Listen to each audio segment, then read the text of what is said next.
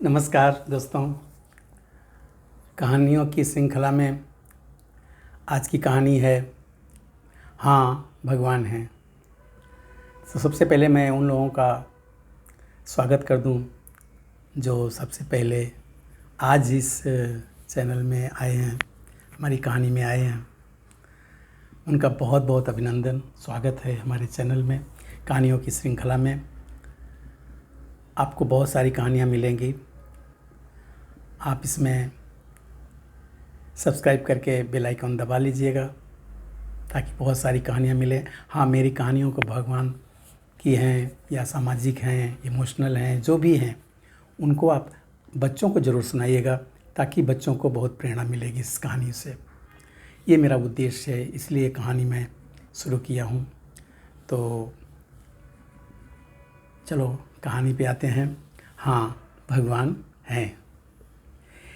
एक मेजर के नेतृत्व में 15 जवानों की एक टुकड़ी हिमालय के अपने रास्ते पर थी। बेतहाशा ठंड के कारण मेजर ने सोचा कि अगर यहाँ पे कहीं पे कुछ चाय वाय क्या दुकान मिल जाती और चाय पी लेते तो आगे बढ़ने में ताकत आ जाती।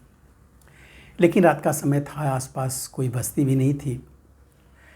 लगभग 1 घंटे चढ़ाई करने के बाद उन्हें एक चाय की दुकान टूटी फूटी दिखाई दी। लेकिन अफसोस, उस झोपड़ी में तो ताला बंद था। भूख और थकान की तीव्रता के कारण चलते जवानों ने मेजर साहब से कहा कि ये ताला तोड़ देते हैं, अगर कोई नहीं है तो चाय हम लोग खुद ही बना लेंगे। तो मेजर साहब ने ताला तोड़ने के लिए एग्री हो गए और बोले चलो ठीक है, ताला तोड़ दो और अंदर चाय के अगर सामान मिल जाएंगे तो हम लोग चाय बना के खुद ही पी लेंगे। अच्छा, ताला तोड़ दिया गया। अंदर जाकर उन लोगों ने चाय का सामान भी मिल गया, चाय बनाया, बिस्किट कुछ रखे थे वो सब भी खाया और थकान उबरने के बाद वो लोग आगे बढ़ने लगे। मेजर साहब ने सोचा कि यूँ चोरों की तरह खा पी के आगे निकल जाना ये अच्छा नहीं होगा। ताला तोड़ा तो उसकी तो खुद ही आत्मग्लानि मेजर साहब को हो रही थी।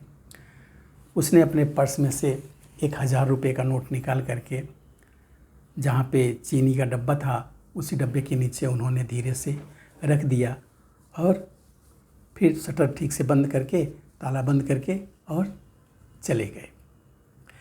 3 महीने की समाप्ति पर एक टुकड़ी के सभी 15 जवान सकुशल मेजर के नेतृत्व में उसी रास्ते से वापस आ रहे थे। रास्ते में उसी चाय की दुकान को खुला देख करके वहाँ विश्राम करने के लिए रुक गए। उस दुकान का मालिक एक बूढ़ा चाय वाला था जो एक साथ इतने ग्राहक को देख करके खुश हो गया और उनके लिए चाय बनाने लगा। चाय की चुस्कियों और बिस्कुटों के बीच वह बूढ़े चाय वाले से उसके जीवन के अनुभव पूछने लगे। ख़ास तौर पर इतने बीहड़ में दुकान चलाने के बारे में बूढ़ा उन्हें कई कहानियाँ सुनाता रहा और साथ ही साथ भगवान का शुक्र अदा करता रहा। तभी एक जवान बोला, बाबा आप भगवान को इतना मानते हो, अगर भगवान सच में होता तो फिर तुम्हें इतने बुरे हालत में क्यों रखा हुआ है? बाबा बोला, नहीं साहब, ऐसा नहीं कहते भगवान के बारे में। भगवान तो हैं ही और सच में हैं, मैंने देखा है। आखिरी वाक्य सुनकर सभी जवान कौतूहल से बूढ़े की तरफ देखने लगे। बूढ़ा बोला, साहब मैं बड़ी मुसीबत में था। एक दिन मेरे इकलौते बेटे को आतंकवादियों ने पकड़ लिया। उन्होंने उसे बहुत मारा पीटा, लेकिन उसके पास कोई जानकारी नहीं मिली, इसलिए उन्होंने उन्हें मारपीट करके छोड़ दिया। मैं दुकान बंद करके उसे हॉस्पिटल ले गया। मैं बहुत तंगी में था साहब। मैं आतंकवादियों के डर से किसी से कुछ पैसे मांगे, उधार मांगे तो किसी ने उधार भी नहीं दिया, क्योंकि उनको डर था कहीं आतंकवादी उन पर हमला ना करें हमारी मदद करने के हिसाब से। मेरे पास दवाई के पैसे भी नहीं थे और मुझे कोई उम्मीद नज़र नहीं आ रही थी। उस रात साहब मैं बहुत रोया और भगवान से प्रार्थना की और मदद मांगी। हे भगवान, उस रात स्वयं भगवान मेरी दुकान में आए।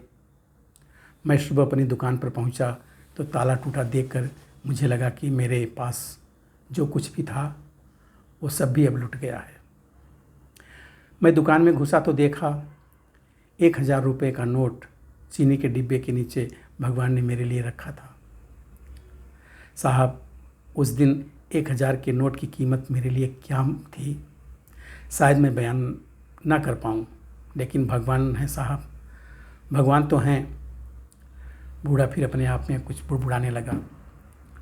भगवान के होने का आत्मविश्वास उसकी आंखों में साफ झलक रहा था। यह सुनकर वहाँ सन्नाटा छा गया। 15 जोड़ी आंखें मेजर की तरफ देख रही थी, जिनकी आंखों में उन्हें चुप रहने के लिए स्पष्ट आदेश था, चुप रहो। मेजर साहब उठे, चाय का बिल अदा किया और बूढ़े चाय वाले को गले लगाते हुए बोले, हाँ बाबा, आप सही कह रहे हो, भगवान तो हैं और तुम्हारी चाय भी शानदार थी। और उस दिन उन 15 जोड़ी आंखों ने पहली बार मेजर की आंखों में चमकते पानी के दुर्लभ दृश्य का साक्ष्य भी किया था। और सच्चाई भी यही है कि भगवान हमें कब किसी की सहायक बन करके भेज देते हैं, हमें खुद भी नहीं पता होता है। इसलिए जीवन में प्रयास करना चाहिए कि हम किसी भी कार्य को या किसी की मदद को अच्छी तरह से कर सकें। ये जीवन का मूल्य है। ये कहानी थी आज की, कैसी लगी आप मुझे कमेंट करके बताइए। पसंद आई हो तो शेयर ज़रूर करिए, लोगों को खुश रहिए और दूसरों को भी खुश रखिए। मिलते हैं नई कहानी में, नए वीडियो में। तब तक के लिए नमस्कार।